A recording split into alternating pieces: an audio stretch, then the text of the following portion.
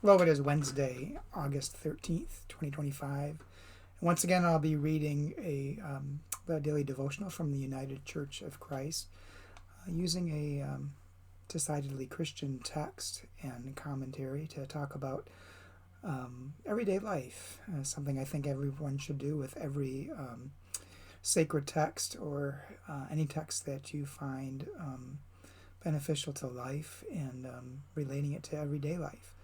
And I'll be commenting my own comments, my thoughts, my ideas on this text, not specifically from a Christian perspective, but just from a human perspective. And what does it mean? The devotion that I'll be reading today is entitled The King's Heart by Quinn Caldwell. And Quinn bases the devotion upon Proverbs chapter 21, verse 1, New Revised Standard Version. The king's heart is a stream of water in the hand of the Lord. God turns it wherever God wills. And then Quinn writes, what does the heart of the leader of your nation do for the people? Does it quench their thirst, or does it leave them gasping and desperate? When they are withering on the vine, does it come to their aid or turn away? When the fires rage out of control, does it quench them, or does it spray fuel instead? What does the heart of the leader of your nation do for the people?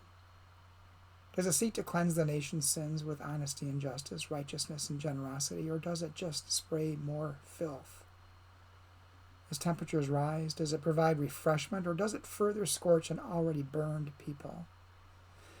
Does it dissolve the bonds of cruelty and injustice, or does it exult while they harden into place? This is how you know your leader is on God's side, says the author of Proverbs. Parched lands are watered, deserts spring to life, the withered become juicy, the brittle become supple, those who thirst become sated, the dirty become clean, and new life bursts forth in a rush.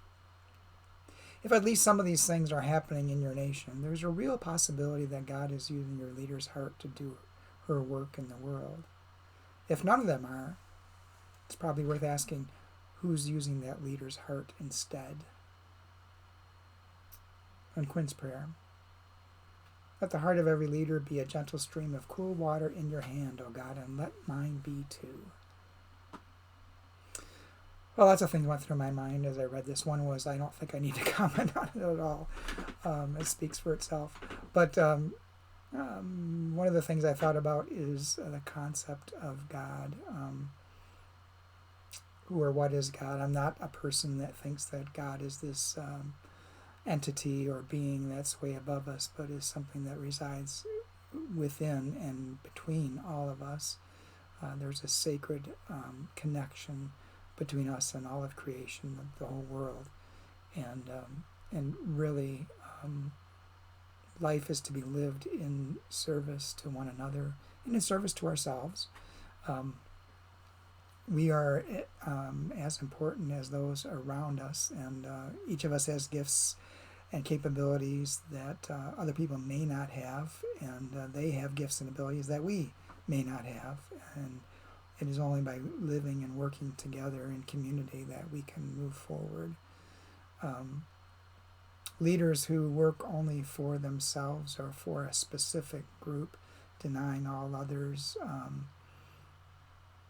adequate protection, life-giving supplies, food, medicine, health care, treatment, whatever. It's hard to say that they're living a quote-unquote godly life in my mind. Far from it, I think.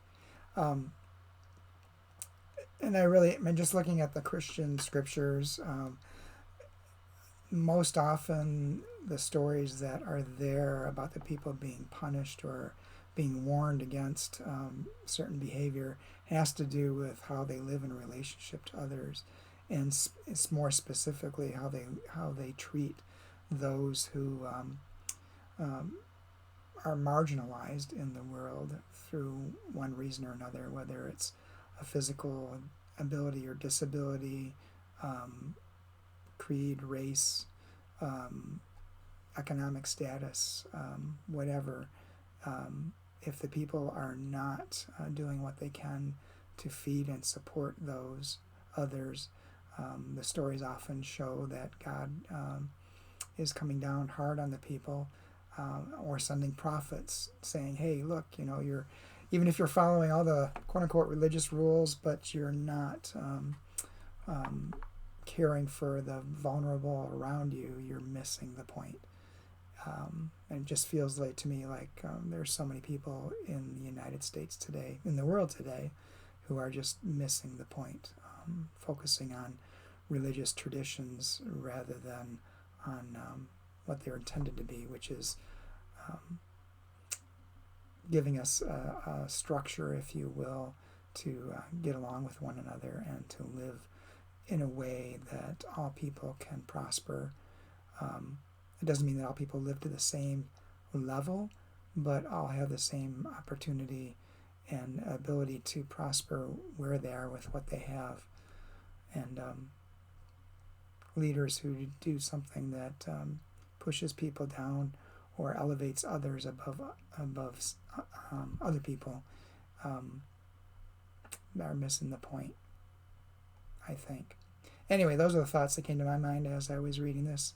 I hope that the reading and my comments have given you something to think about, to pause about, to contemplate in your own life and the life of the world around you, and to consider what you can do to help those around you, and in the process, in a way, helping yourself to be centered in the world.